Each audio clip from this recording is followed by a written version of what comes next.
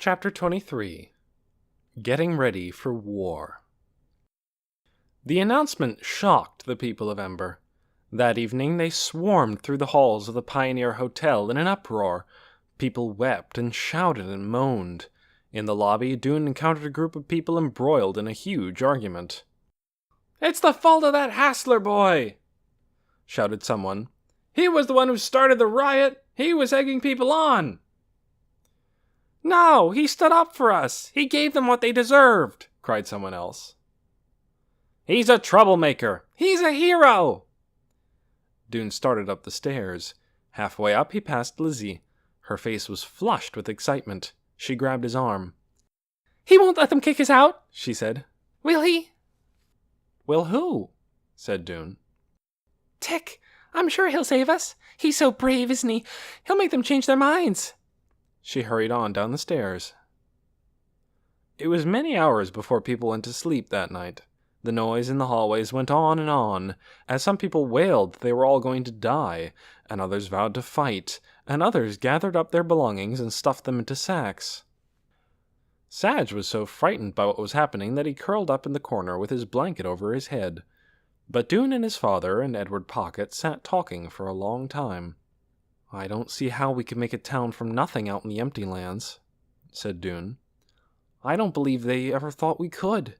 We'd starve trying to do it. We can't go. They can't make us." His father, who sat leaning against the wall with his knees up, shook his head sadly. "I don't know," he said. "This weapon they have, they could use that to force us out." "But what could it be?" Dune said. "Just one weapon? I don't understand it."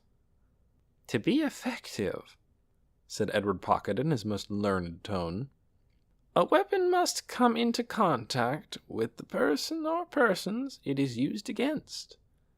The question is, how can one weapon be effective against 400 people? My guess is that it's something very large that could be made to fall on us and crush us." "But where could they hide it if it's that large?" asked Dune. "It would have to be as big as a mountain." "It could be an animal," said Dune's father. "They might have it in a cage in the basement of the town hall. Something very fierce that they would let loose on us." "Or it might be something like the poison oak, only worse," said Dune. "Some sort of poison that they could spray at us." His father nodded thoughtfully. "Yes," he said. "That could be it." "But father," said Dune, "we have to fight them, don't you think? No matter what the weapon is. We can't just leave. It's so unfair." Edward Pocket, who had been sitting cross-legged on the floor, scrambled to his feet. He clenched both fists and raised them as if ready to pound someone. "I'm not leaving!" he shouted. "Let them try and make me! I'll chain my leg to their big old tree!" From under his blanket, Sag moaned. "Besides," Edward went on, "I have work to do here. They need me. They need all of us." He sat down again. "Probably tomorrow they'll change their minds." "I don't think so," said Dune's father. "That Ben sounded serious to me." "So what do we do then, father?" asked Dune. "We fight, don't we?" Dune's father sighed. He stretched his long legs out in front of him and stared down at his knees. "Think about what it would mean to fight," he said. "Say we barricade ourselves here in the hotel and refuse to leave. They come at us with their weapon, whatever it is. Some of us are hurt. Some die. We go out to meet them with whatever weapons we can find. Sticks, maybe, or pieces of broken glass. We battle each other." He ran his hand across his head and sighed again. "Maybe they set fire to the hotel. Maybe we march into the village and steal food from them, and they come after us and beat us. We beat them back. In the end, maybe we damage them so badly they're too weak to make us leave. What do we have? Friends and neighbors and families dead. A place half destroyed, and those left in it full of hatred for us. And we ourselves will have to live with the memory of the terrible things we have done." Dune pictured all this as his father spoke. He hadn't really imagined before what fighting would be like. "But still," he said, "at least some of us would survive and have a place to live.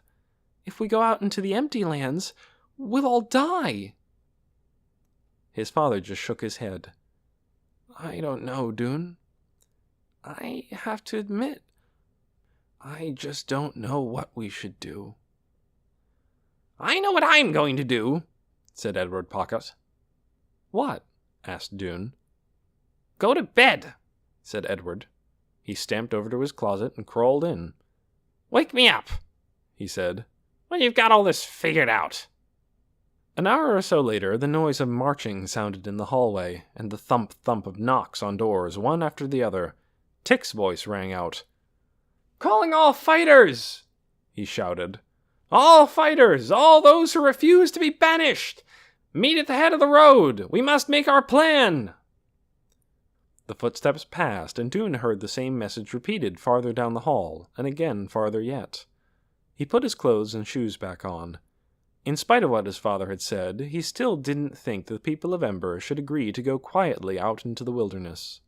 Somehow they must resist, and Tick was the only one with a plan.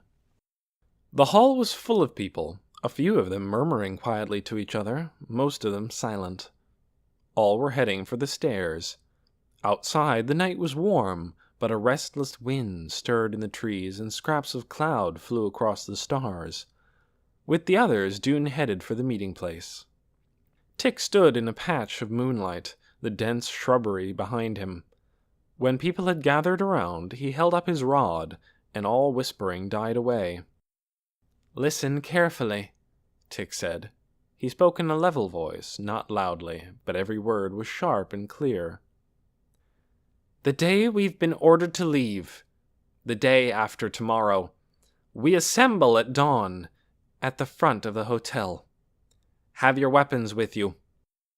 There are still many people who haven't made up their minds to fight, and a few who are ready to go meekly into the empty lands, following orders. We want to change their minds. Flash your weapons. Shout out our battle cry. We will not go.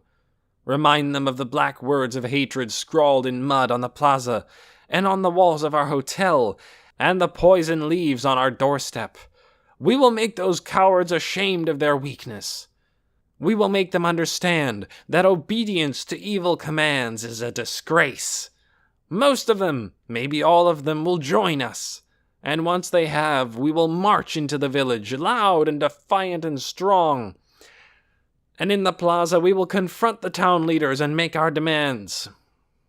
A few people raised their fists and shouted approval. "What are our demands?" Dune asked. He was standing at the front of the crowd, just a few feet from Tick. "They are these," said Tick. "We demand to be made full citizens of this town, not cast out into the wilderness. We demand to be properly fed. We demand decent places to stay. We demand the end to unfair rules and insults." These seemed reasonable things to ask for, Dune thought. "And if they refuse to agree to our demands?" he asked. "Then, of course, we fight." "But they have this terrible weapon they talk about," said Dune. "What about that?" Others echoed his question. "Yes, what about it?" Tick smiled. His teeth showed white in the moonlight. "They have one weapon," he said. "We have many, and each weapon, in the right hands, is an engine of power." His voice grew louder. "We will attack them!" he cried. "Like this!" He raised his steel rod and brought it slashing down so the air whistled around it. The end cut into the ground. He raised it again and whipped it back and forth, striking tree trunks so hard he gashed their bark. He whirled around and battered the bushes behind him. "You cannot defeat us!" he cried to an imaginary enemy. "Right is on our side! We will have your blood! We will break your bones!" He went into a frenzy of stabbing and slicing, thrashing wildly among the bushes. Leaves flew, twigs snapped. Something fluttered and fell. Dune saw it. So did Tick. He stopped for a moment and glanced down. At his feet was a half-grown baby bird that must have been huddled deep within the bushes. It flopped onto its side, its beak gaping. "You see?" Tick cried. "The enemy falls at my feet!" He raised his rod. "With one blow, I—" Dune stepped forward and grabbed Tick's arm. "Don't!" he said. Tick tried to pull away. Then he relaxed and lowered his weapon. He grinned. "Okay," he said. "I think it's dead, anyhow." He stuck the toe of his shoe beneath the bird and flipped it away into the grass. "But you get the idea," he said, turning back to his warriors. "Imagine hundreds of us doing that! We'll be unbeatable!" His face was alight with glee. And that was when Dune's vague, uneasy feelings came together into one clear understanding. Tick wants war. The thought of war excites him and makes him happy. But not me. The thought of war makes me sick.